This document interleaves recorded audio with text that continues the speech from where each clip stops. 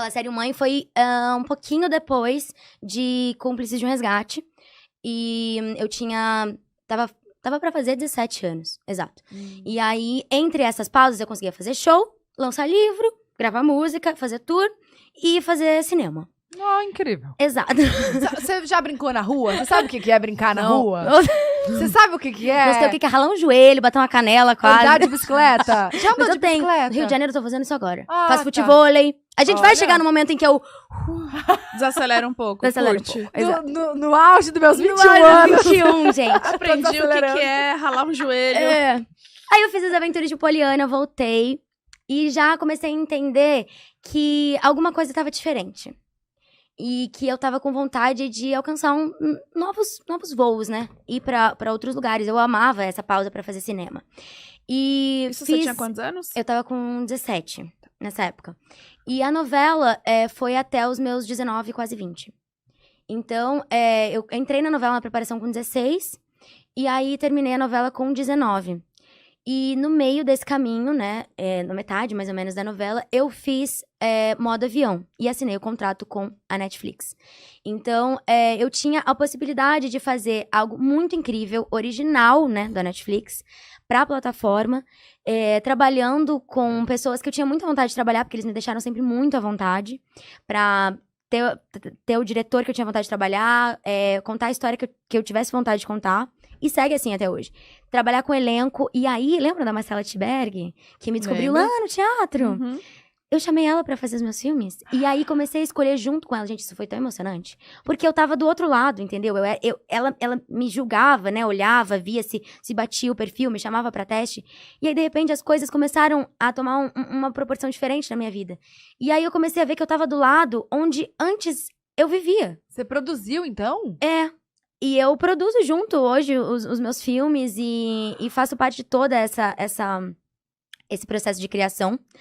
E isso foi Celton Mello que me inspirou. Eu ia falar isso, com certeza. E é por isso que essa peça é tão importante na minha vida. Não sou formada, não tenho uma faculdade. Meu sonho era fazer cinema, mas acho que a minha faculdade é a vida, é o set, sabe? Porque daí eu vou aprendendo na prática. Opa! E acabo alimentando isso, essa minha vontade cada vez mais de aprender, não só na frente das câmeras, e sim por trás também.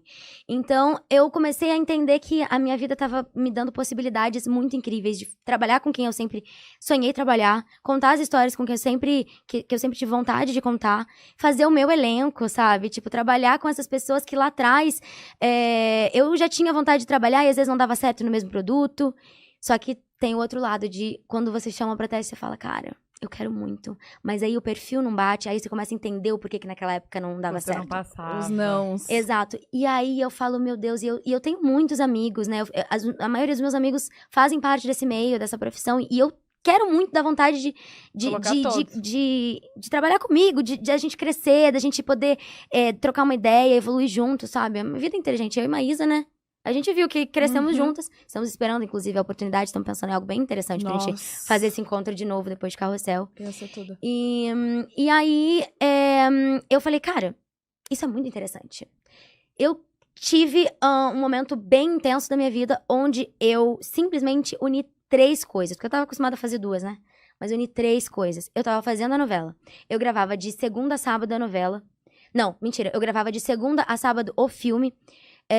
E aí, às vezes, eu tinha que compensar a folga do SBT lá no filme e a do filme no SBT.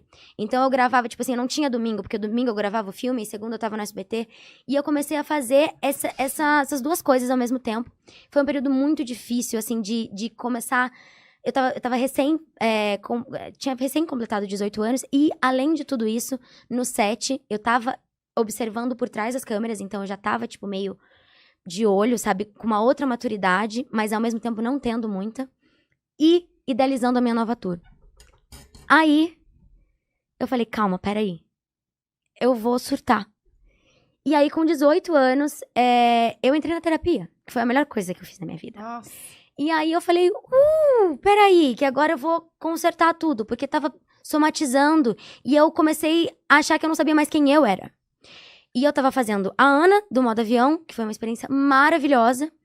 Eu tava interpretando a Mirella, que tava colhendo excelentes frutos em As Aventuras de Poliana. E eu tava idealizando uma tour, eu ia montar tudo com os meus bailarinos, com a minha banda, com o meu figurino. E eu falei, peraí, eu não sou 3, eu não consigo fazer 2 ao mesmo tempo, eu sou só uma. E aí eu entendi que eu precisava organizar tudo que quando eu era criança, vambora. E quando eu fiz 18 anos, eu achei que tudo ia mudar do dia pra noite. Falei, não, agora acabou. Agora eu vou ser uma adulta e as responsabilidades vão cair sobre minha cabeça. Tadinho. Sempre tive responsabilidade, a minha vida inteira. E não muda nada, né? E não muda nada. Nada, sério. Você que tá assistindo, não vai se iludindo que não é isso. Não Vai com muda calma. nada. Piora. Exato. Tipo, é um processo. E eu consigo enxergar hoje, com 21, que eu amadureci, passei por uma fase de transição e amadurecimento muito mais dos 20 pros 21 do que dos 18 do nada, sabe? Então, isso foi... o quebra-cabeça foi desencaixando, e ao mesmo tempo que eu entendi que tava se desencaixando, eu falei, opa, peraí. Eu sempre fui uma menina muito centrada. Sempre fui uma menina que sempre tive muita cabeça. Os meus pais sempre juntos, me apoiando, me incentivando. Eu preciso entender esse meu processo. A minha saúde mental, física e espiritual sempre esteve em primeiro lugar. Deus no comando de tudo. Minha base, que é o meu porto seguro, tá aqui comigo. Eu preciso entender essas questões. Quem sou eu? No meio disso tudo. Nossa. Aonde eu tô, sabe? E aí, foi nesse exato momento que eu tive essas oportunidades maravilhosas. Fui pra terapia, entendi todo o processo, comecei a adequar as coisas e falar... Eu tenho roteiro, tenho agenda todos os dias, tenho que chegar no horário pra gravar e tudo mais. Mas a terapia eu nunca mais vou abrir mão. Então, eu Certíssimo. faço terapia. E foi bem na época onde eu pedi conselhos novamente pro Celton. Ele tava fazendo sessão de terapia. Onde ele escreveu várias temporadas. E numa das últimas, não, nessa última, penúltima e antepenúltima, e essa última, ele atuou. E aí eu falei, Celton, preciso muito de ajuda. O que você acha? Ele falou, vai ser a melhor coisa que você vai fazer na sua vida. Invista em você, na sua saúde mental. Em se priorizar. E eu falei, é isso que eu vou fazer. E aí eu comecei a fazer terapia. E logo depois que o filme findou, eu consegui estrear minha tour. No meio desse processo, eu tive crise de ansiedade, fiquei muito, muito nervosa, achava que não ia dar conta das coisas. Consegui dar conta das coisas. Organizei a minha cabeça, a minha vida. Gosto de me sentir produtiva e organizada, porque acho que isso me faz ter um controle mínimo. Mal eu sabia que ia passar uma pandemia pela frente.